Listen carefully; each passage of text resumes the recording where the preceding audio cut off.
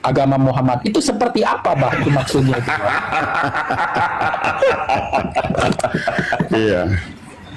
Itu kan hanya bahasa kiasan Abah saja, karena dalam pandangan Abah itu susah dibicarakan, kata Abah, karena Abah ini tidak punya ilmu, tidak punya dalil, tetapi Abah hanya bisa melihat dengan mata batin gitu. Sehingga ungkapan itu hanyalah merupakan pernyataan hati yang sulit untuk dijelaskan kepada halayak sebetulnya. Daripada halayak bingung, kata saya, kalau kalian takut meninggalkan Balwi di dosa, biar dosanya tampung aja ke Abah Setu semua gitu. Karena saking saya ingin meyakinkan bahwa sesungguhnya apa yang dilihat dengan mata batin ini yakin tidak salah. Kalau mata dohir masih bisa menipu, dalil masih bisa ada dari lain. Khobar, tidak semua khobar itu akan benar, karena khobar itu harus diverifikasi. Tapi kalau mata batin susah itu, karena itu sudah hakul yakin. Abah melihatnya bukan dengan hanya sebatas dengan akal dan pikiran dan dalil gitu kan, tapi kan susah untuk menjelaskannya, Kiai.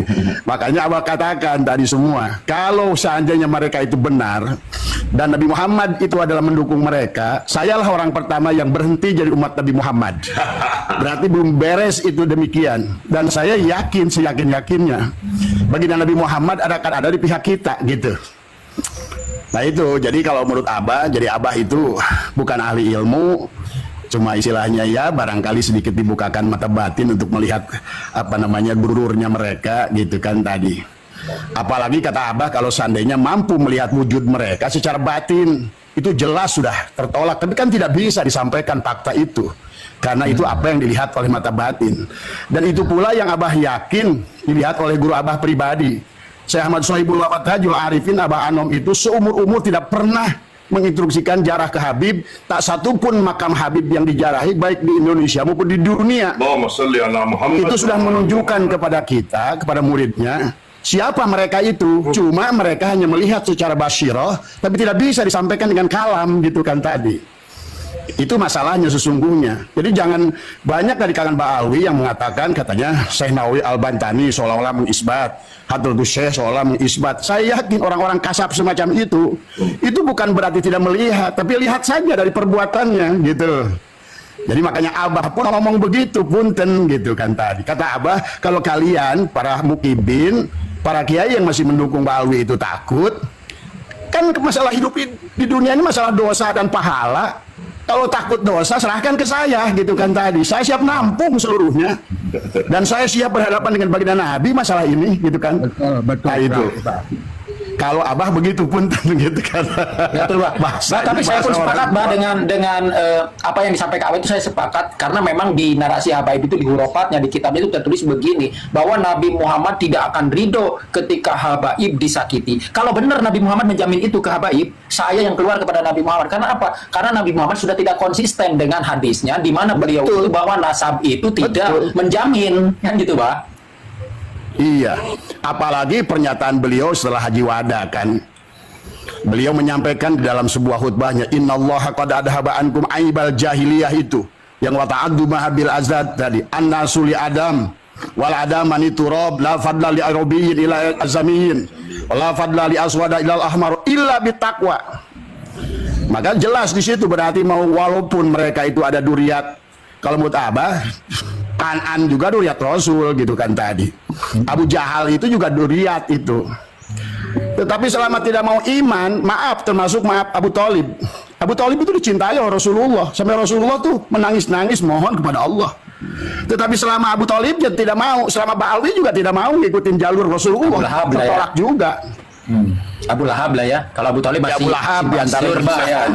Kan kayak firman Allah, inna kala tahdi man ahbabta, itu kan berkaitan dengan Abu Thalib kan sebetulnya. Ya tadi ya. Jadi artinya tidak bisa kita ini, aduh susah ngomongnya kata Abah aja. Kalau Abah ingin ceritakan ini kepalanya mereka itu yang sekarang jadi top-top itu kepalanya wujudnya apa sih? Sebetulnya Abah bisa sebutin gitu. Kasih gua aja satu aja. Aduh, udahlah jangan nanti jadi fitnah. Saya kira tidak perlu, mohon maaf, saya kira tidak perlu disebutin.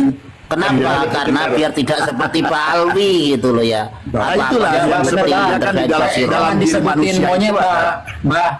Jangan Ya. sebutin monyet atau celeng, jangan ya. Aneh setuju. Jangan aneh ya. setuju. Tapi kalau nggak disebutin celeng dan monyet, terus wajahnya seperti apa tuh? Dracula. Ya. Kan lebih gawat daripada celeng dan monyet kan gimana coba? Aneh Nah, sangat itu Pak, makanya. Nah itulah kata Abah juga, makanya biarlah itu mah kalam Abah, yang Abah yang bertanggung jawabkan ya di hadapan Allah dan di hadapan Rasulullah. Karena yang tidak melihat tidak boleh juga menuduh mereka seperti itu kan masalahnya. Nah inilah kata Abah juga, pandangan batin itu adalah pandangan hakikat. Pandangan hakikat itu tidak bisa diceritakan secara syariat, kan itu masalahnya kan? aneh. Iya betul Pak. Ya maka kalau bicara syariat berarti kan tadi bicara dalil adalah bicara hujah, siapa yang paling kuat gitu kan tadi, itu aja. Tetapi kalau bicara hakikat itu perkara yang dalam, susah diomongin kan gitu. Biarkanlah yang menyaksikannya, yang melihatnya. Sebagaimana Allah mengatakan kul huwallahu ahad, itu adalah kepada Nabi Muhammad yang memang sudah menyaksikan ahadnya Allah kan gitu. Kalau kita mah baru nebeng aja gitu kan tadi semua. Nah inilah barangkali ya yang harapan Abah Ya. untuk generasi muda nih, kayak saya gitu. Siapa Kang Rohi, Kang Satria Haji Samsu, Kang Kingkong dan yang lainnya, Iya, Gus. yang apa namanya Ya. memperjuangkan kebenaran ini, Pak, atau memperjuangkan bangsa Indonesia lah. Harapan Ya. Abah seperti apa? Khususnya ketika menghadapi polemik yang saat ini kita hadapi sekarang, Pak. Iya, inilah yang Abah inginkan. Abah juga dari kemarin ada Kiai Syarif, ada Kiai Alwi, adalah tentu saja kita ini menyelesaikan segala persoalan itu syariat dengan syariat, hakikat dengan hakikat. Nah, bicara dengan syariat berarti ikutin aturan syariat. Yang namanya bahkan kita berjuang itu tidak boleh ada seperti apa sapu lidi, bercerai-berai, harusnya dalam satu kesatuan gitu kan tadi. Dan inilah makanya apa namanya, kenapa Abah itu kadang-kadang galak, tapi kadang-kadang Abah itu lembut kan tadi. Karena pada saat agak galak itu ngomong sebagai syariat. Kalau syariatnya melihat yang batil itu harus diomongin. Kata Nabi kan lakukan dengan tanganmu. Yang kedua lakukan dengan ucapanmu, atau minimal diam tapi meyakini bahwa itu bukan ayat Nabi gitu kan tadi, tapi jangan munafik gitu, berbuat tidak, ngomong nggak mau, diam pun masih ke kiri ngikut, ke kanan ngikut. Nah inilah yang kebanyakan dari kalangan muda dan juga termasuk kiai-kiai masih banyak yang belelok kayak begini. Makanya kenapa Abah itu menggelegar terus Gus Ajis gitu kan tadi. Jadi Abah harapkan kepada anak muda, pesan pada anak muda, Abah ini sudah di atas kepala 6, jadi barangkali waktunya juga sempit. Nah tolong ini jangan sampai kasus Pak Alwi ini nggak selesai gitu kan secara syariat gitu kan. Kan kita menyempurnakan syariat, ikhtiar itu wajib gitu kan tadi. Nah ini, makanya kalau Abah sebenarnya udah agak susah, karena Abah tuh sudah melihatnya ke bawah dalam gitu kan tadi. Maka Abah kadang-kadang turun untuk ke bawah gitu kan tadi, untuk secara syariat. Kan kalau secara hakikat la tataharaku zarratun illa biidnillah. Jadi kalau secara hakikat tegurannya keluar ke dalam, ke kita dan ke mereka kan gitu sebenarnya. Tapi secara syariat ya tetap kita harus melihat, bagaimana melihat kemungkaran ya kita harus meluruskan gitu kan tadi. Begitu Gus Ajis. Jadi Abah senang dengan pemuda-pemuda kayak Gus Ajis, kepada semua dan yang lain-lain. Maka terus gaungkan, tetapi kembali adalah tadi, jagalah bahwa kita ini sedang membela kebenaran. Kebenaran itu dibela harus dengan cara yang benar, syariatnya harus benar gitu kan tadi, sopan santun dan lain sebagainya. Nah yang keduanya yang Abah ingin sampaikan kepada pemuda, karena barusan Abah ngomong juga dengan beberapa kiai di sini bahwa orang Robito Alawiyah ini sekarang ini sedang menonton kita. Kan Abah ada orang di Robito Alawiyah gitu kan tadi. Mereka instruksinya apa? Mereka udah nyuruh orang Mbak Alwi itu diam. Karena semakin kalian ngomong, kalian kelihatan tololnya gitu kan tadi. Biarkan mereka yang berantem gitu kan tadi sendiri. Yaitu sampai ada anggapan bahwa sesungguhnya orang PWI ini adalah seolah-olah anjing liar yang menggonggong, yang memperebutkan tulang yang ada daging. Kan malu kita jadinya nanti. Maka marilah kita tunjukkan kepada mereka bahwa kita ini adalah berakhlak, beradab gitu kan tadi, bahwa dan luruskan terus saja, gaungkan kepada masyarakat mana yang benar dan mana yang benar itu benar, mana yang batil itu batil. Itu ada tugas kita. Kan kita ini Al-Qari, Allah Al-Hadi. Semoga dengan cara yang lemah lembut, dengan cara yang baik gitu kan, mudah-mudahan dengan kebenaran, dengan akhlak, dengan adab, dengan contoh, insya Allah orang-orang sekitar kita pun akan menyaksikan, melihat diri kita. Jadi karena banyak ada ustadz deh gitu kan yang teriaknya kenceng dan lain maki-maki dan lain kesana kemari, begitu tujuannya nggak ketemu, akhirnya malah nyerang dalam sendiri gitu kan. Ujungnya duit tuh. Jangan kalau orang tujuannya teriak-teriak adalah untuk duit, begitu dia, wah kok saya ini dibuang Kiai Imad, saya dibuang Gus Abbas, apa kata apa kamu dibuang? Kamu ini tujuannya berjuang ke apa? Ke Allah atau ke Rasulullah? Yang harus diluruskan lagi juga tentang ini juga. Ini kan si Ba'alwi ini udah ngaco. Idratu Rasulillah itu dia, Ahlul Muhammad juga dia, kemudian juga Ahlul Bait juga dia. Itu kan ngaco, apalagi supaya ada dalil bahwa kata mereka bahwa mereka itu lebih mulia dari Ahlul Bait. Coba ngaco nggak itu? Nah ini saja kita mana. Saya senang dengan Gus Ajis yang selalu juga dia menyampaikan di dalam ini apa, selalu pengikut Gus Ajis ini semua. Selalu ada fakta, selalu ada videonya, selalu ada kitabnya. Itu ada cukup. Keren. Sekarang ini udah keren itu tadi semua. Ya, ada apa lagi? Ada apa lagi deh? Ya, Tanya ilmu. Nah, Bah, nama saya disebut dong, Bah. Nama saya orang Banyuwangi nih, Bah. Iya, monggo. Gus Halim, Banyuwangi. Gus Halim, monggo. Banyuwangi.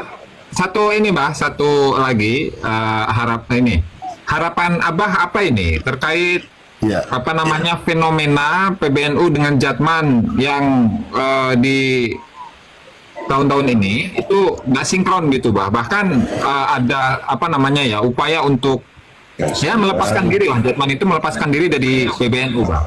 Tanggapan Abah gimana itu menyikapi hal ini, Bah? Aduh, inilah yang Abah juga katakan, Abah sampaikan, inilah apa namanya kepengurusan PBNU yang sebetulnya yang Abah dari awal sudah khawatir gitu kan tadi. Kiai Miftahul Ahyar itu sudah berkeringat dan sudah semangat sebelum kisah Mahfud. Abah tahu perjuangannya. Tapi kemudian terjegal kisah Mahfud, kemudian terjegal Kiai Ma'ruf Amin, gitu kan tadi semua. Waktu Jombang. Waktu kemudian akhirnya, nah begitu beliau jadi ketua MUI, ada kesempatan untuk itu. Maka dia kenapa? Link kepada Gus Yahya. Nah Abah sedang pelajari berapa kali Gus Yahya itu pergi ke Israel sebelum jadi ketua PBNU. Skip. Nah, skip, itu. skip yang Israel skip dulu. Nah itu ya, maaf ini. Jadi kalau menurut Abah, jadi ini aduh, ini ada semua ada di sana lah. Jadi kalau menurut Abah nih, dan seharusnya memang Jatman dan PBNU itu adalah merupakan bagian yang tidak terpisahkan. Itulah bangunlah jiwanya itu dengan Jatman, bangunlah raganya dengan PBNU, kan gitu harusnya. Makanya kalau PBNU-nya dikuasai oleh mereka yang notabene yang tidak benar gitu kan tadi, betul berarti ruhnya tidak benar, maka amaliyah yang dilakukan oleh jasadnya pun maka tidak benar gitu kan tadi. Maka jangan pernah pisahkan Jatman dari PBNU gitu kan tadi. Maka seharusnya adalah Jatman itulah yang harus paling diurus, Banom yang harus diurus oleh PBNU, ditempati oleh orang-orang yang memang betul ahli di bidangnya. Kalau nggak ahli di bidangnya, nah itulah akhirnya Ahli di bidangnya dan menguatkan PBNU, jangan menguatkan kelompok. oh, nah iya kan dia jantungnya. Nah, Kalau dia jantungnya harusnya dia menjadi nafas. Maka kata Abah, Jatman ini separuh nafas. Separuh nafasku. Nah itu. Jadi Jatman itu separuh nafasnya daripada PBNU. Makanya kenapa sekarang lemot PBNU-nya? Karena Jatmannya terlalu berkuasa gitu kan tadi. Jadi kalau menurut Abah ya inilah, maka ya mudah-mudahan, tapi kalau Abah juga tidak setuju kalau adanya MLB dan lain sebagainya, karena ini adalah merupakan, karena bicara ilmu agama kayak apapun, di atasnya itu ada adab gitu kan tadi.